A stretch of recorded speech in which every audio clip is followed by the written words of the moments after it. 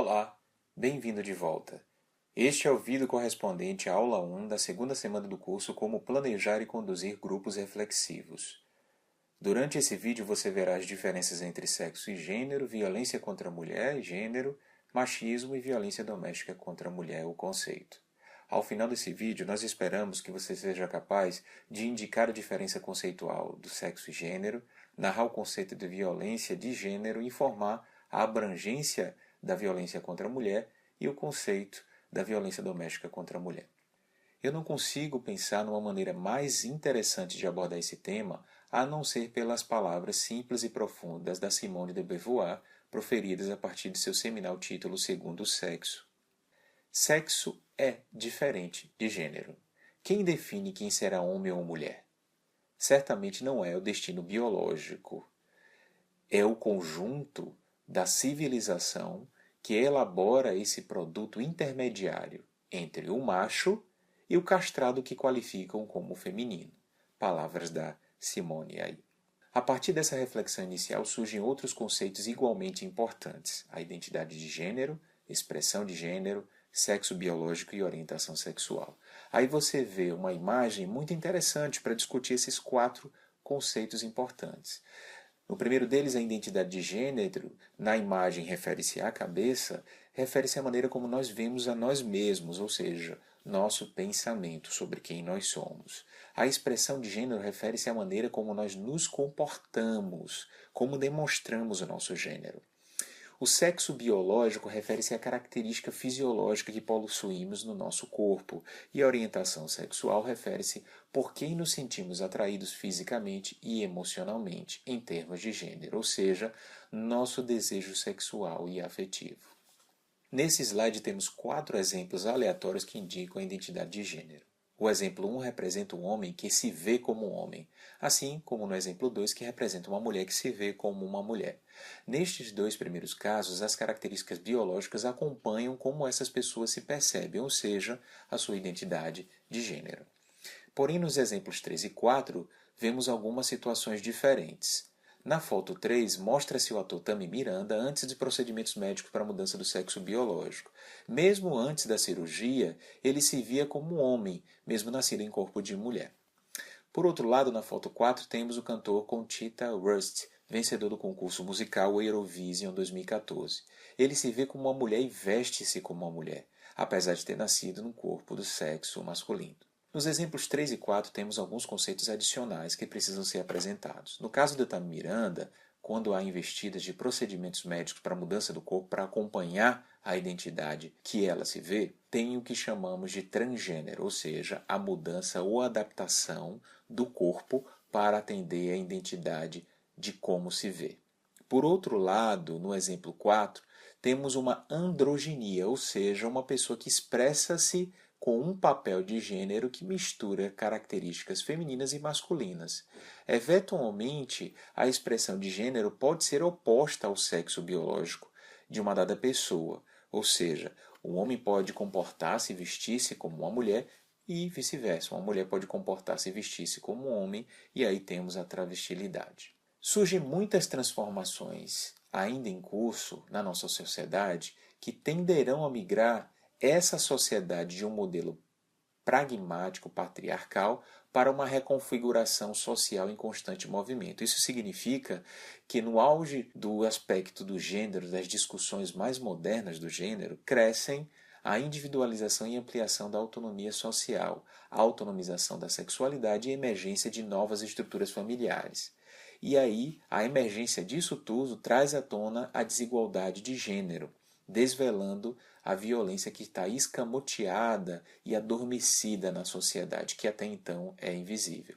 Mas vejam que a violência contra a mulher, tida como um tabu ou um tratamento convencional natural, o que se espera, portanto, de uma mulher ser submetida ao homem, é entendida como um processo natural. Nós precisamos tratar agora sobre as diferenças de gênero e a violência contra a mulher para entendermos como foi naturalizada a violência e escamoteada a ponto da gente não conseguir ver com clareza essas dimensões e o impacto negativo para a sociedade. O Fórum Econômico Mundial monitora o desempenho de países em termos das diferenças de gênero, mensurando políticas públicas, assim como indicadores sociais, como levantamentos censitários, econômicos, escolarização, etc. Baseado nesses levantamentos, o Fórum informa um ranking crescente em termos de desigualdade, ou seja, quanto maior a posição no ranking, maior a desigualdade de gênero. Observe que na América Latina o Brasil aparece em 18º lugar, apesar de ocupar o 79º lugar no mundo inteiro em termos de desigualdade. Isso significa que fica bem atrás de países como a Nicarágua, Bolívia, Cuba, Colômbia, Equador, Jamaica, países pouco expressivos em termos econômicos.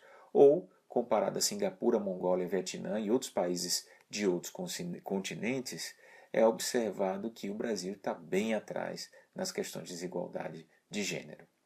No Brasil foi feito um levantamento pelo IBGE que indicou a distribuição de oportunidades de trabalho.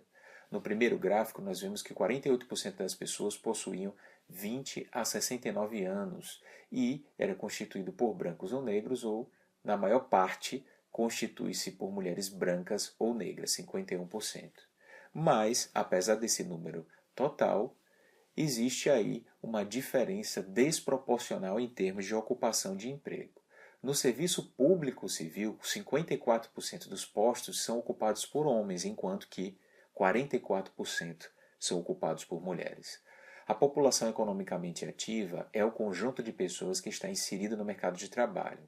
Nesse caso, no último gráfico, nós temos que a maior parte das pessoas ocupadas dentro dessa faixa etária refere-se a homens, 56%, e a menor parte refere-se a mulheres, apenas 33%. Ou seja, apesar da maioria da população ser constituída por mulheres, as vagas de emprego no serviço público ou iniciativa privada não é proporcional a esse número. Existem, então, expressões nítidas de desigualdade de gênero no mundo todo. Alguns desses exemplos podem marcar essas expressões.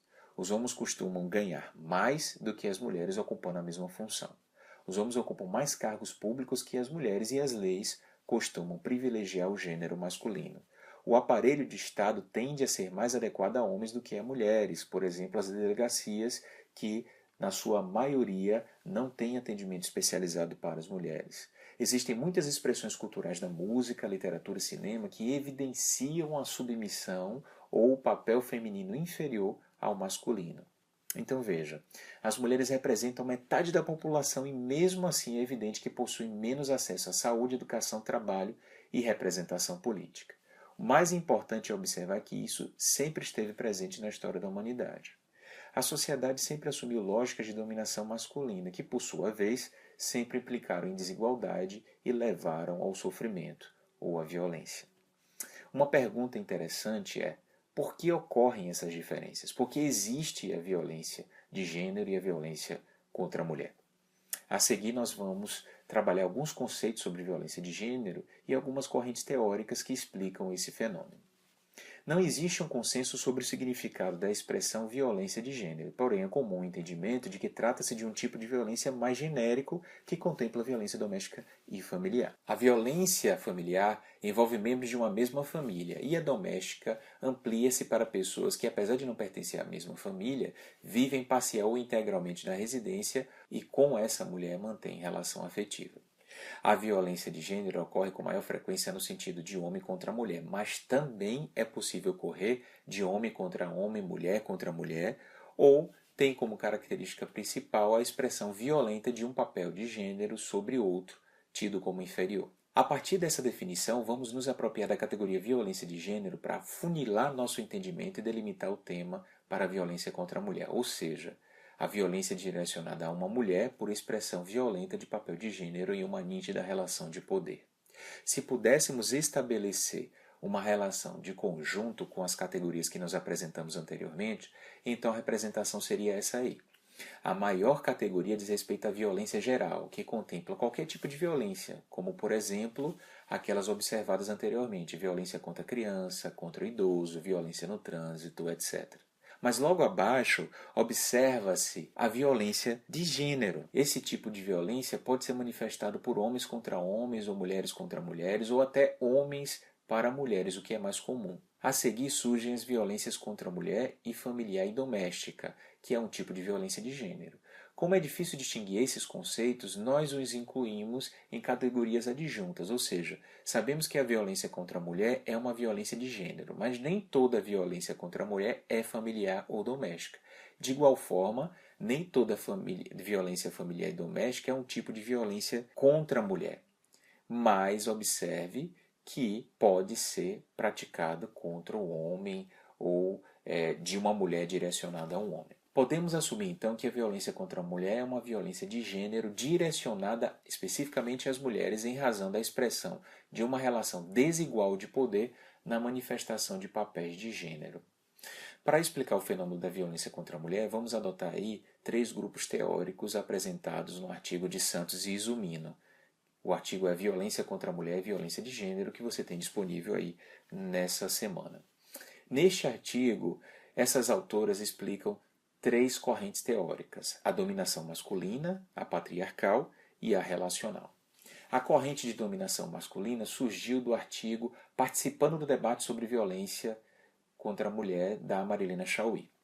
Nessa corrente, a violência contra as mulheres é entendida como resultado da ideologia de dominação masculina que é produzida e reproduzida tanto por homens quanto por mulheres.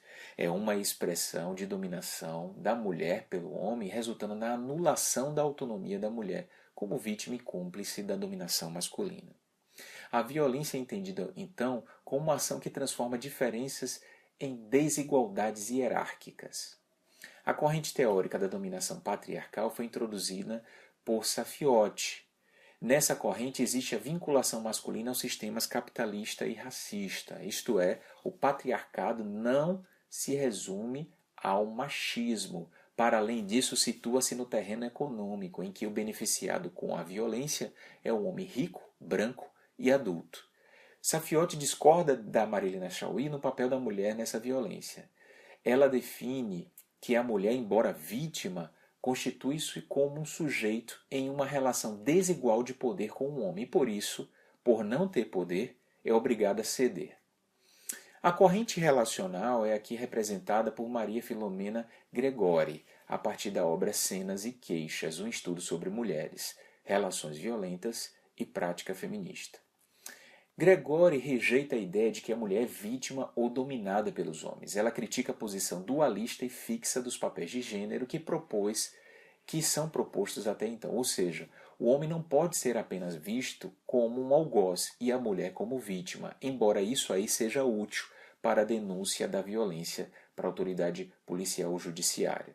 Ela rejeita a ideia de Chauí sobre violência como dominação masculina e a dicotomia autonomia-heteronomia, em que a mulher perde sua autonomia quando é vítima de violência.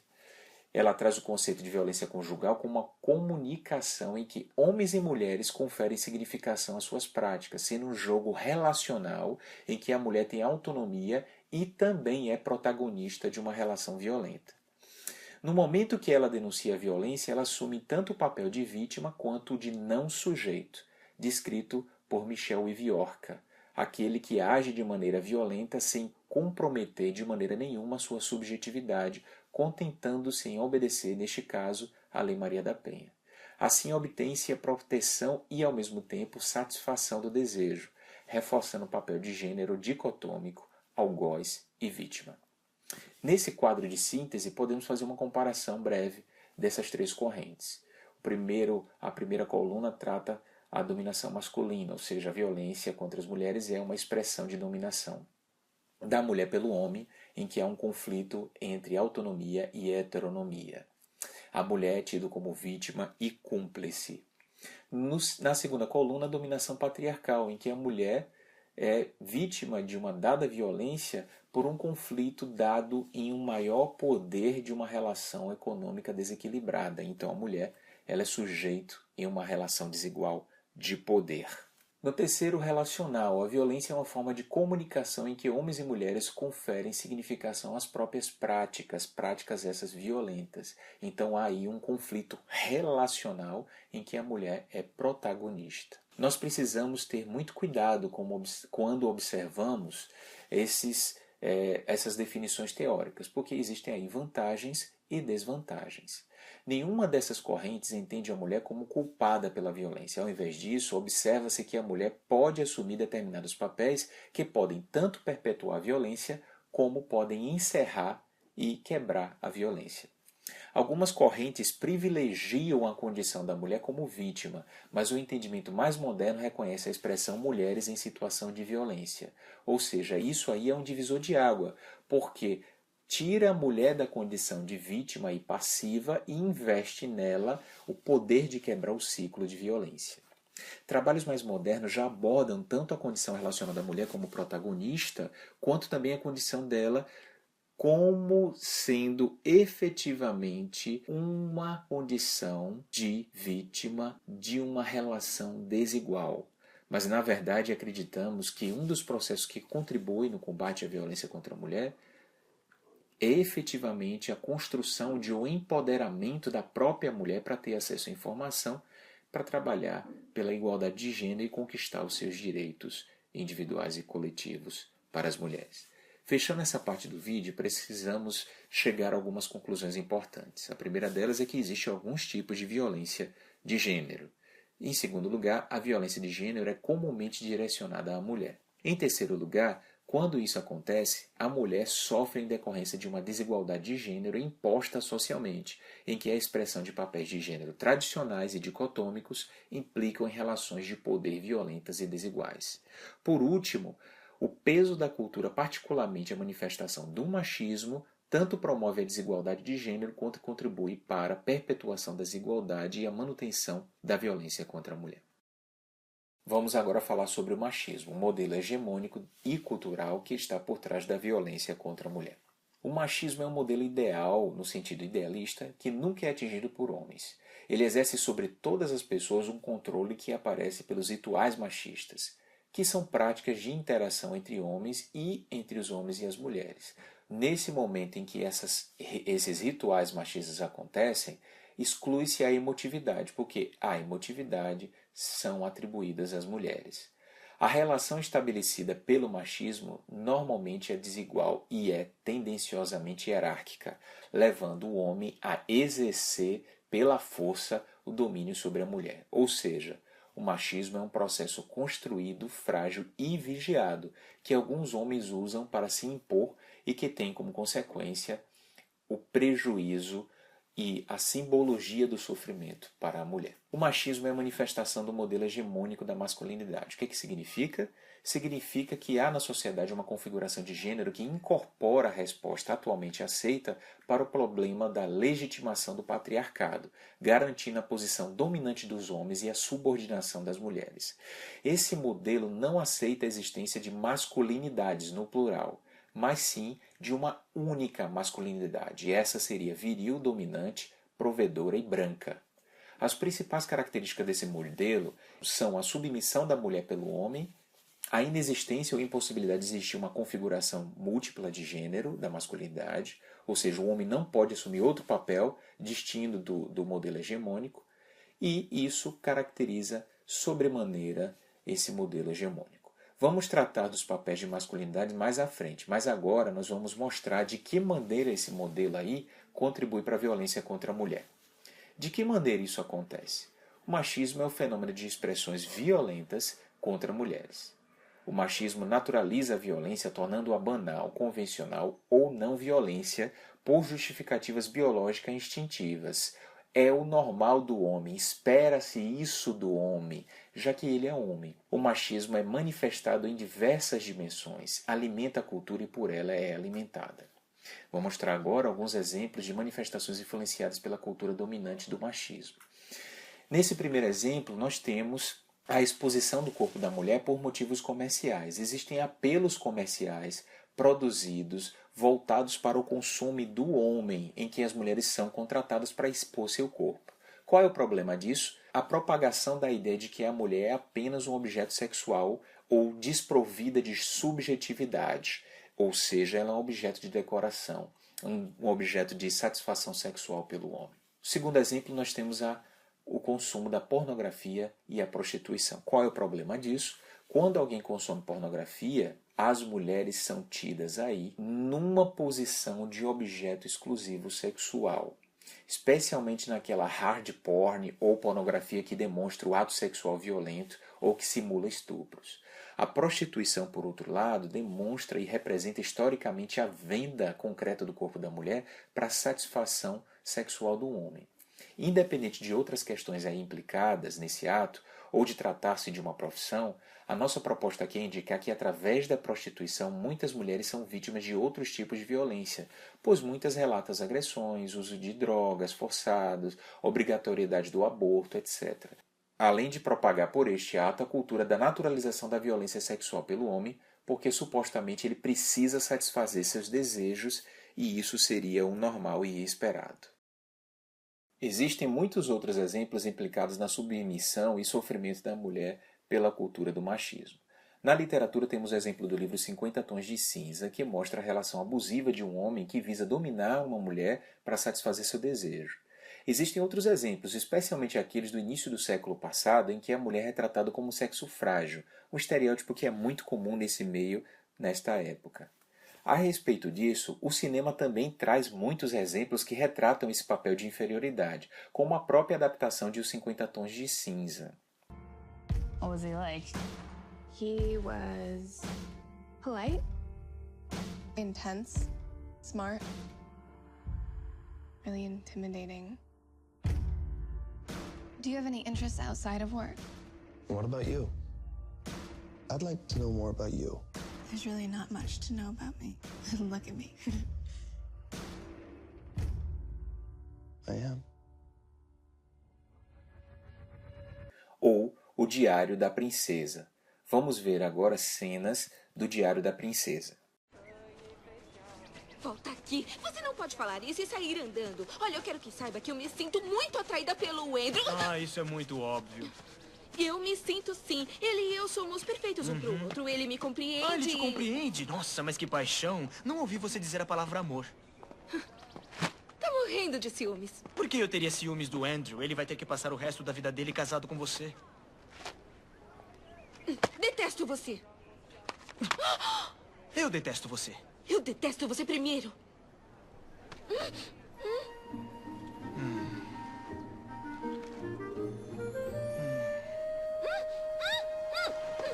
Espera, o que está fazendo? Qual é o seu problema? Não pode sair por aí beijando as pessoas, especialmente quando já são comprometidas. Mas eu sei que você gostou. Quer me beijar de novo? Não, olha, para de tentar me confundir, tá? O que tem de tão confuso num beijo? Você está tentando fazer eu gostar de você para que eu não me case com o Andrew e assim você fica com a coroa! Bem, talvez seja isso. Ou talvez eu só goste de te beijar. Olha aqui, fica longe de mim! Existem também letras de músicas que propagam e privilegiam a violência contra a mulher, ou fortalecem a cultura do estupro, como é o caso do funk Baile de Favela do MC João. Vejam agora trechos da música com um som ligeiramente distorcido em razão da vulgaridade do dito. Não tô entendendo, mexeu com R7, vai voltar caixota ardendo, vai. De favela e os menor preparado pra fuder, caixota dela vai. Existem também danças pejorativas que implicam tanto na cultura do estupro quanto na exposição e prejuízo da imagem da mulher, como a dança da música O Troco Todo Enfiado, que também traz uma letra de música pejorativa. Vejam que o cantor nessas imagens arranca a roupa íntima da dançarina no palco e a sacode no ar como um troféu. Aí estão alguns exemplos notórios da cultura machista que implicam em violência contra a mulher. A seguir, veremos um vídeo que demonstra um pouco dessa influência cultural na propagação da violência contra a mulher. Atenção! Nos próximos segundos você terá acesso a cenas de vídeo que poderão provocar desconforto caso você tenha passado por experiência traumática a respeito desse tema, desencadeando aí memórias e sensações dolorosas ligadas a ele. Sugerimos, se for o caso, que interrompa o vídeo e procure a ajuda de um profissional para ajudar nesse processo. Desejo o seu bem e fico à disposição para ajudar-lhe nesse sentido.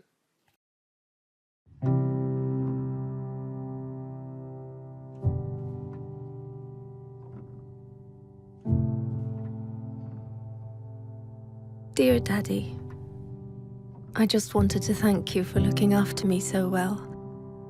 even though I'm not yet born. I know you already try harder than Superman. You won't even let Mommy eat sushi. But I need to ask you a favor. Warning.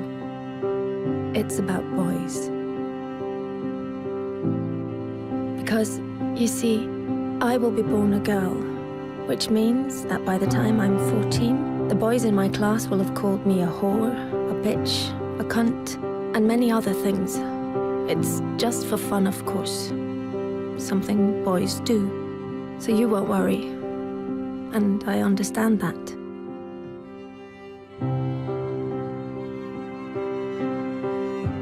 Perhaps you did the same when you were young, trying to impress some of the other boys. I'm sure you didn't mean anything by it.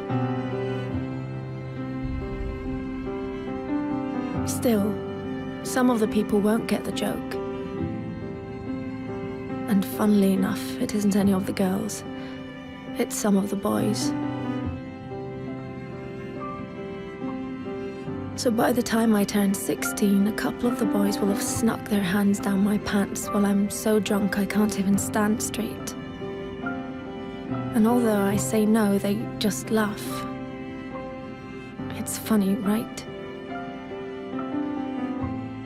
If you saw me, Daddy, you would be so ashamed, because I'm wasted. No wonder I'm raped when I'm 21. 21 and on my way home in a taxi driven by the son of a guy you went swimming with every Wednesday. The guy who always told insulting jokes, but they were, of course, only jokes, so you laughed. Had you known that his son would end up raping me, you would have told him to get a grip. But how could you know? He was just a boy, telling weird jokes. And in any case, it wasn't your business.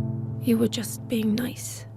But his son, raised on these jokes, becomes my business. Then finally, I meet Mr. Perfect. And you're so happy for me, Daddy, because he really adores me. And he's smart, with a great job, and all through the winter he goes cross-country skiing 3 times a week, just like you. But one day he stops being Mr. Perfect. And I don't know why.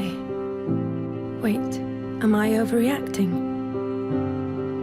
One thing I do know, I'm not the victim type. I'm raised to be a strong and independent woman. But one night it's just all too much for him, with work and the in-laws and the wedding coming up.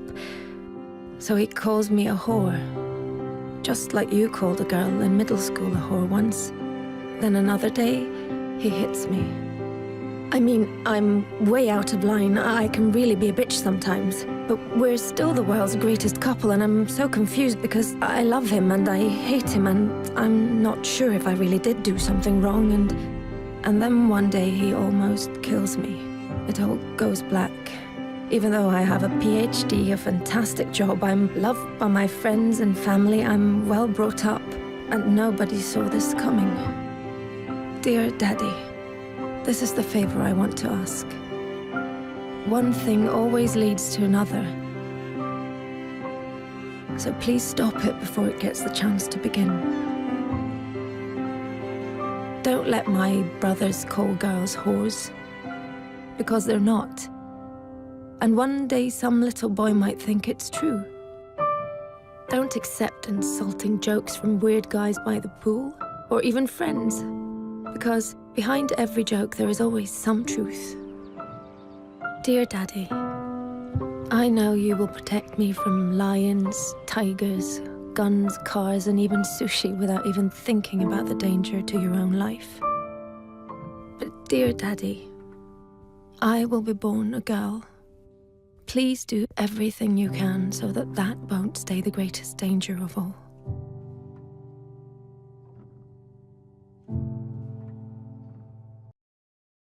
Vimos então nesse vídeo que mecanismos culturais do modelo hegemônico contribuem para perpetuar a violência contra a mulher, neste caso a cultura do estupro. Vimos que a propagação da violência, ela começa com contextos inicialmente inexpressivos ou simplórios, mas que vão contribuindo gradativamente para um problema social mais importante. Então começa com piadas, com xingamentos, vão se tomando dimensões maiores, vão sendo incorporados por grupos de homens e efetivamente até um dado momento em que há a manifestação da violência, que pode ser a sexual, como estupro, ou pode ser a violência doméstica contra a mulher. Após socializar esses conceitos de gênero, violência de gênero, etc., vamos agora falar sobre o conceito da violência doméstica contra a mulher.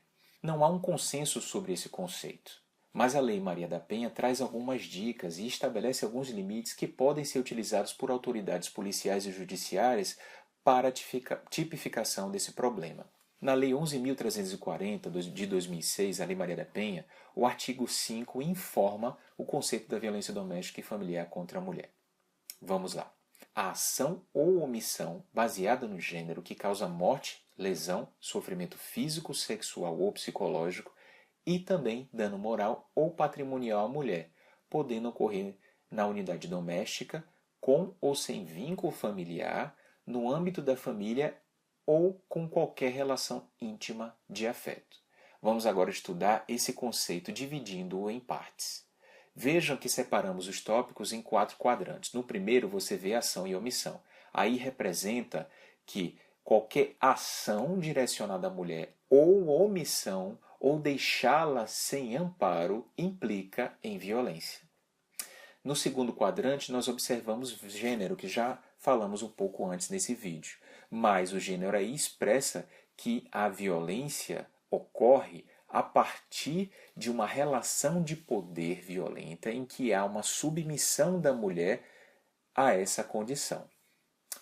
No terceiro quadrante temos os tipos de violência, e aí chamamos a atenção para a expressão das dimensões de ocorrência que implicam no sofrimento da mulher, como a violência sexual, psicológica, moral, patrimonial e física. E no último quadrante, nós observamos o conceito que aponta para a ampliação do contexto da violência doméstica, não limitando-se ao espaço físico da residência, muito embora saibamos que é ali que acontece o maior caso das violências, ou apenas na relação de consanguinidade entre a mulher e o perpetrador. Diferente disso, qualquer pessoa familiar ou não familiar que mora na mesma residência ou com quem a mulher mantém um dado convívio esporádico, com vínculo afetivo, mesmo sem estar atualmente em convívio direto, pode ser entendida aí como perpetrador dessa violência. O que isso tudo significa?